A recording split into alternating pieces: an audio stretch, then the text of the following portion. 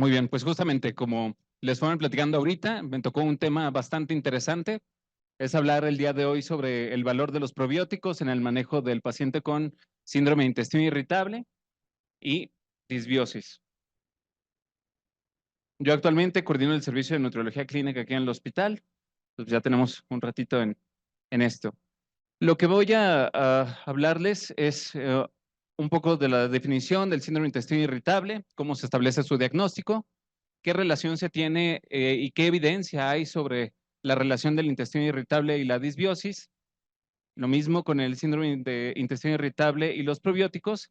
Y pensé en agregar, digo, desde mi campo, el hablarles un poquito de lo que existe actualmente del tratamiento nutricional. Entonces, el síndrome de intestino irritable se va a definir como un trastorno gastrointestinal funcional que es prevalente y se caracteriza por el dolor abdominal crónico. Esto viene asociado con hábitos intestinales alterados. Hay algunos síntomas que también se van a sumar y se van a relacionar, como es la distensión. Se habla de el bloating o esta sensación de hinchazón y sensación de inflamación abdominal. Evacuaciones que pueden ser incompletas, con urgencia, con pujo y con tenesmo. Y se dice que el síndrome de intestino irritable es una condición clínica cuyos síntomas no se pueden explicar por algún otro tipo de causa, como si fuera orgánica, metabólica o con algún tipo de asociación a infecciones subyacentes. Es un poquito chico esto, pero se los voy a ir leyendo, que es el algoritmo que existe para poder establecer el diagnóstico.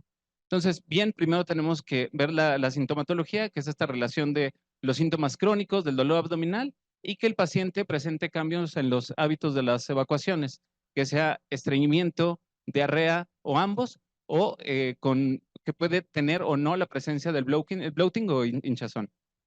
Se debe entonces realizar una historia clínica y realizar un estudio físico, pero que también se incluyan los antecedentes médicos, quirúrgicos, los hábitos dietéticos que los pacientes tengan y se debe de realizar un tacto rectal.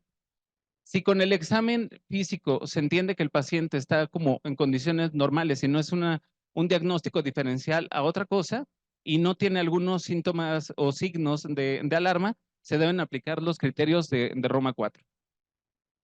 Estableciéndose el diagnóstico positivo de síndrome de intestino irritable, se deben de hacer algunas pruebas complementarias, como son la PCR, pruebas serológicas celíacas o el nivel de calprotectina fecal. Y se deben utilizar también las escalas de Bristol para poder entender los diferentes subtipos que existen del síndrome de intestino irritable. Ya ante esto, se debe iniciar el tratamiento acorde al subtipo que se tengan. Ahora, ¿qué son estos criterios Roma? Los criterios Roma, digo, seguramente los han de conocer, pero yo en la parte que estuve estudiando, pues nos hablan que es el gold estándar y que se diseñaron desde los años 90 y es una base de criterios relacionados a la sintomatología que presenta el paciente. Esto bien está diseñado por un consenso multinacional de expertos en trastornos gastrointestinales funcionales y los criterios Roma ya tienen 3 revisiones previas.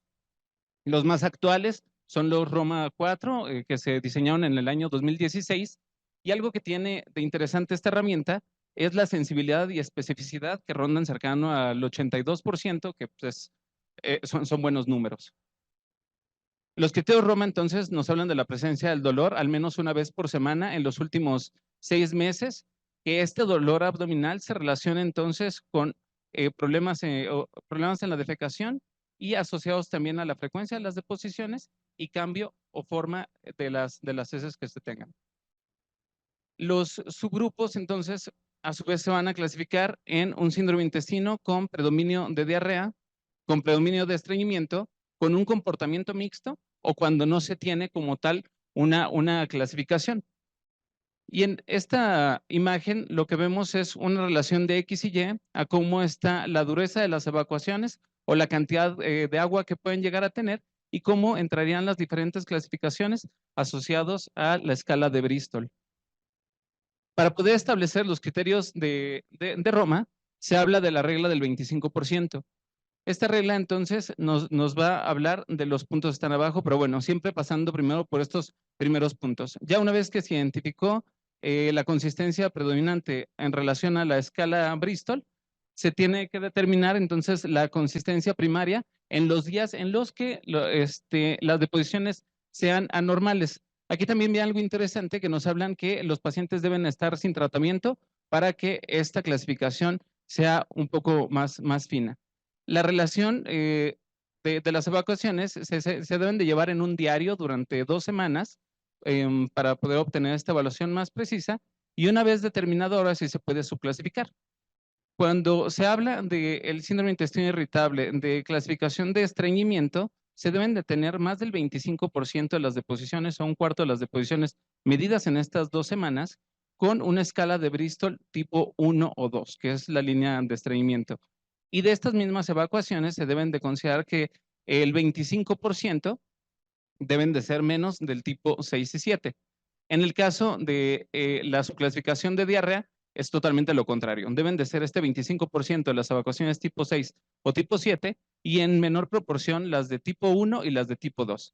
La subclasificación mixta nos habla que es un 25% de tipo 1 2 y 25% del tipo 6 y del tipo 7.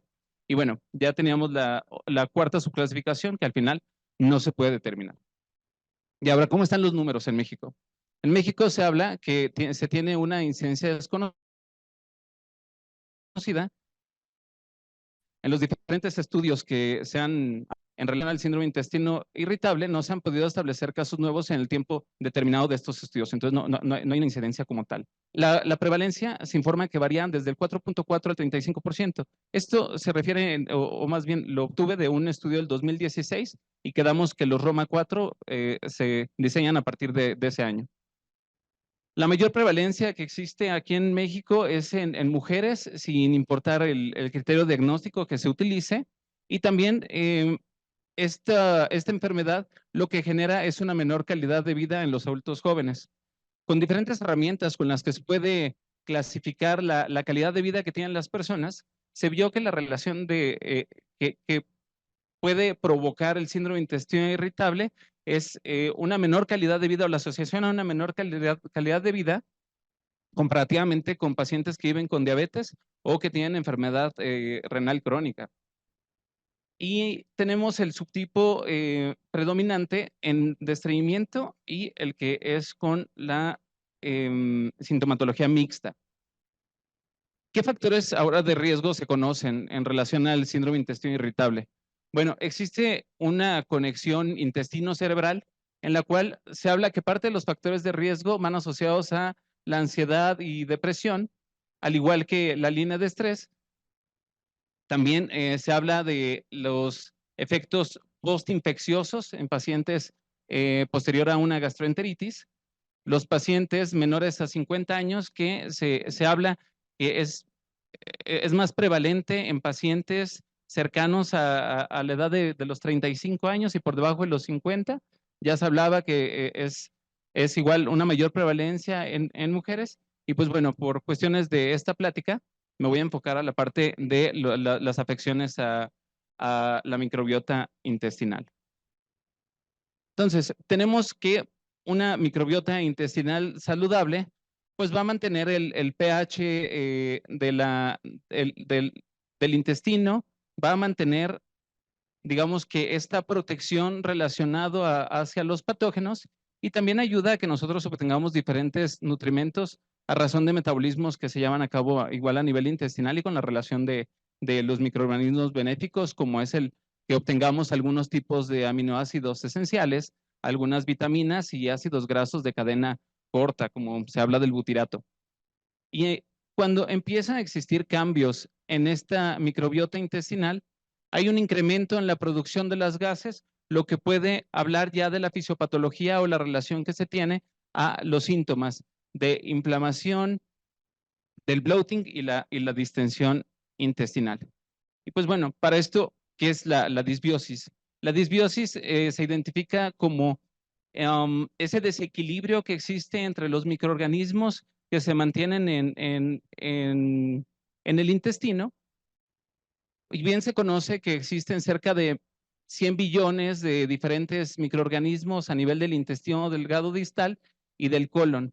También se habla que arriba del 90% de estos microorganismos que nosotros tenemos en el intestino o que tenemos ese ambiente simbiótico, corresponden a 4 familias en particular, en las cuales en mayor proporción encontramos a los firmicutes, a los bacteroidetes en segundo lugar, a las proteobacterias y las actinobacterias, ¿no?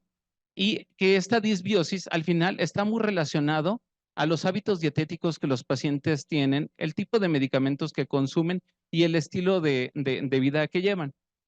Entonces, cuando hay un cambio o se pierde este equilibrio a nivel intestinal, se pueden presentar diferentes síntomas como es la inflamación, el aumento de la producción del estrés oxidativo, puede aumentar la permeabilidad intestinal, con esto también la translocación bacteriana.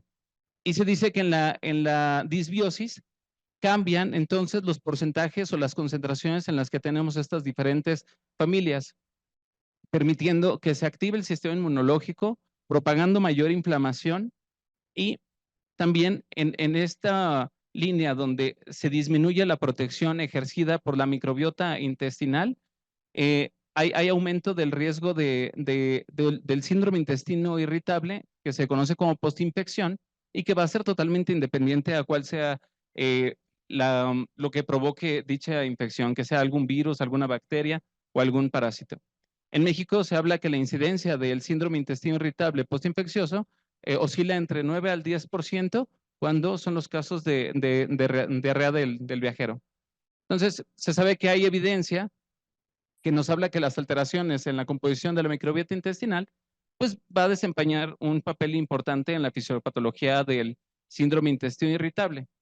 Y aquí es donde empieza una situación interesante que no se sabe como esa relación de qué fue primero, si el huevo o la gallina, ¿no? Entonces, para esta relación no se entiende bien si el sobrecrecimiento bacteriano del intestino delgado es parte de la fisiopatología para iniciar la sintomatología del el síndrome intestino irritable o es al inverso. Sin embargo, se ve que tienen una fisiología compartida entre los efectos a la motilidad intestinal, la sensación visceral que se tiene, el famoso bloating, la activación inmunológica, cambios digestivos en cuanto a la absorción de los carbohidratos, que esto es algo muy importante y va muy en relación al último subtítulo que voy a platicarles, que es el tema de la relación nutricional y cuáles son los abordajes que se tienen actualmente. Y también se habla de los cambios en el metabolismo de los ácidos grasos y la permeabilidad epitelial que se tiene con la relación de la translocación bacteriana. Entonces, es algo viciado el tratar de discernir o poder diferenciar si es primero el intestino irritable o en todo caso el sobrecrecimiento bacteriano. Y en esta misma línea, pues podemos hablar un poco de los antibióticos. Y es este concepto que mencionaban en un artículo como tipo yin-yang, que por un lado, al final los antibióticos se han demostrado que van a tener un impacto negativo en la microbiota intestinal, reduciendo su diversidad y por lo tal permitiendo que se pueda llevar más el tema de la translocación bacteriana. Y sin embargo, por otro lado, hay una sólida evidencia que los antibióticos no absorbibles van a conducir a una mejoría significativa en la sintomatología de los pacientes con síndrome de intestino irritable. En particular, se habla de la rifaximina en el subgrupo del síndrome de intestino irritable con diarrea y tienen efecto o impacto en los síntomas generales, la distensión y el bloating. Sin embargo, se habla que en estos pacientes que utilizan el antibiótico, cerca del 60% va a desarrollar la sintomatología recurrente a 18 semanas, posterior a su uso. ¿Y qué hay de los estudios en relación a los antibióticos? Bueno, hay varios estudios comparativos en relación a neomicina, ciprofloxacina, doxiclina, amoxicilina con clavulanato, y bueno, en la relación de la rifaximina se ve que tiene mayor eficacia y menor problema de resistencia en los pacientes con el síndrome de intestino irritable. Y también se ha demostrado una eficacia y seguridad en diferentes estudios, como trato de mencionarlo acá, y más relacionado al subgrupo de diarrea. Y bueno, antes estoy ya entrando un poquito de lleno al tema y la relación en los probióticos. ¿Qué van a hacer estos probióticos? Pues son microorganismos vivos o atenuados que al administrarse en la cantidad adecuada van a conferir beneficios para la salud del huésped, tal y como lo dice las bibliografías. ¿Qué efecto o impacto? Pues he estado repitiendo cuál es la fisiopatología y la sintomatología que se presenta en esta enfermedad. Y pues bueno, de lo que se ha estudiado es que reducen el dolor abdominal, la distensión y el bloating, flatulencias y el alivio en general. Y pues su mecanismo de acción pues va en relación a tener una adhesión a nivel celular, disminuyendo con esto o generando más bien una exclusión competitiva donde no permiten que los patógenos empiecen a colonizar. Se va a dar un reforzamiento entonces de la barrera epitelial y bueno, parte de otros mecanismos que se han descrito es que pueden ayudar a la regulación de la motilidad intestinal. Esto también asociado no solamente a los probióticos, sino probióticos y simbióticos. La reducción de la hipersensibilidad visceral y con esto una menor respuesta inmunológica. Mejora la permeabilidad intestinal y pues va a también tener un incremento de la comunicación intestino-cerebro, que también es otro tema, pero creo que era muy, muy amplio como para poder abarcarlo ahorita. De lo que fui revisando en cuanto a las guías de práctica clínica, en el caso de la Organización Mundial de Gastroenterología, en las guías del 2017, pues se establece que van a tener impacto en la sintomatología general. Nada de las referencias de lo que venían aquí en estas guías hacen asociación a que alguna cepa en particular pueda llegar a tenga un nivel de impacto tipo 1 en cuanto a su evidencia y la eficacia de su uso. En la mayoría son evidencia a nivel 2 y es una cantidad enorme de cepas de las que se hablan y de los beneficios que teóricamente se pueden ir encontrando. Pero encontré un metaanálisis que creo que es de los estudios más completos que se tienen hasta ahorita. Es del 2018 que en esta revisión es interesante el número de pacientes que se cuentan, que son 5,545 pacientes que tienen esta enfermedad. Es un rango en relación a los estudios que se tienen de 16 a 391, perdón, sujetos por estudio. En relación de los estudios con probióticos, es una N de 53 estudios y de aquí se desglosan en cuántos estudios fueron con combinación de cepas de probióticos y cuáles fueron de cepas individuales. En este estudio, lo que concluyen es que la eficacia en el paciente con síndrome de intestino irritable para la mejora de los síntomas globales, dolor abdominal, el bloating y las flatulencias fue efectivo. La evidencia no respalda una recomendación directa de cuáles son las especies o cepas específicas que se pueden llegar a utilizar. Se ve en estos estudios que la combinación de probióticos, o sea, de diferentes cepas, son las que tienen mayor beneficio y las especies únicas, que son estos estudios, tienen un menor impacto en cuanto a la sintomatología. Y en un compendio de los que se hablan de las diferentes asociaciones de salud, como la Asociación Canadiense, la Americana, la Británica y el Colegio Americano de Gastroenterología, las recomendaciones y sus niveles de evidencia son muy bajos y en general su recomendación son para los alivios en general. ¿Qué habla el consenso mexicano sobre probióticos en gastroenterología?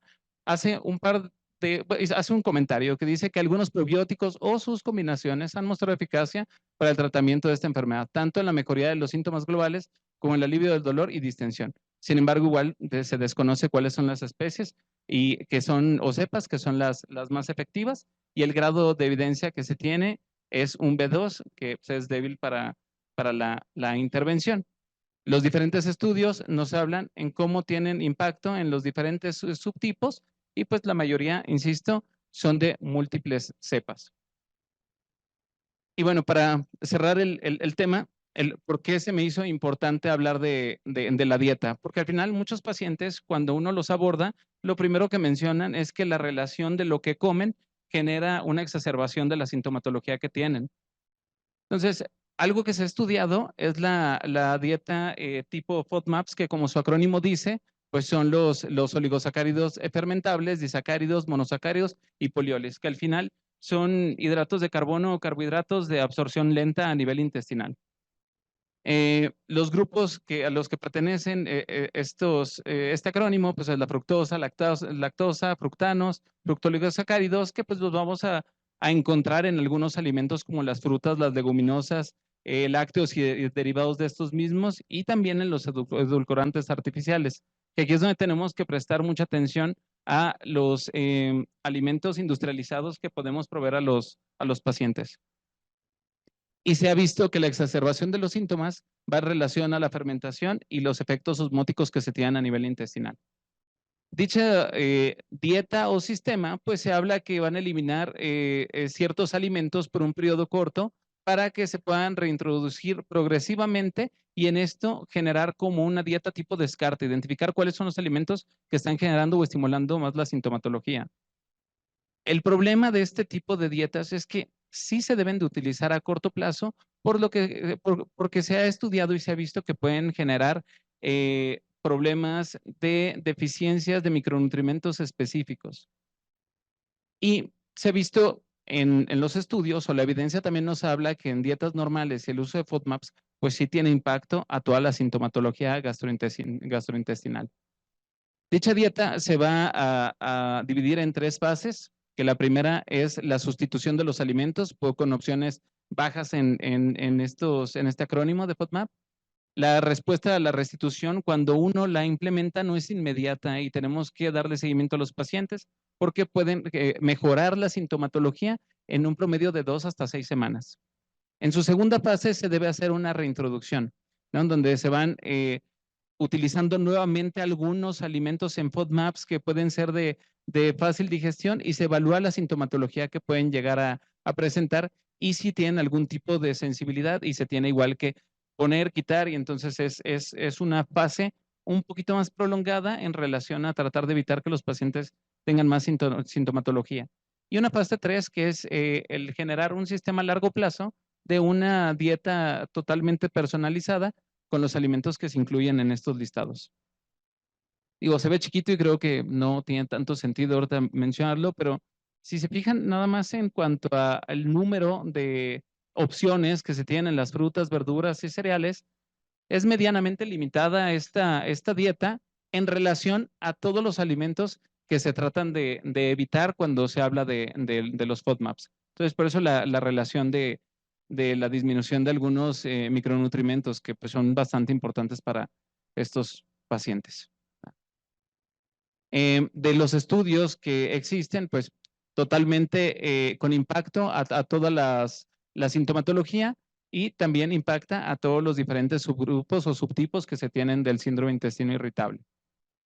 Y para cerrar mi plática, pues bueno, son varios puntitos los que quiero mencionar, que al final sí se ha visto que los probióticos tienen un beneficio. El gran problema es que todavía con los estudios que se tienen debemos de ser como más cuidadosos en la interpretación de los estudios pequeños, las múltiples combinaciones que se tienen de las cepas, tratar de hacer como estudios más limitados para entender su verdadero beneficio. Las guías clínicas sí sugieren su uso y el tiempo recomendado para tener un efecto son de 4 a 12 semanas y si el paciente no presenta ningún cambio en la sintomatología, pues se deben de suspender. Muchas gracias.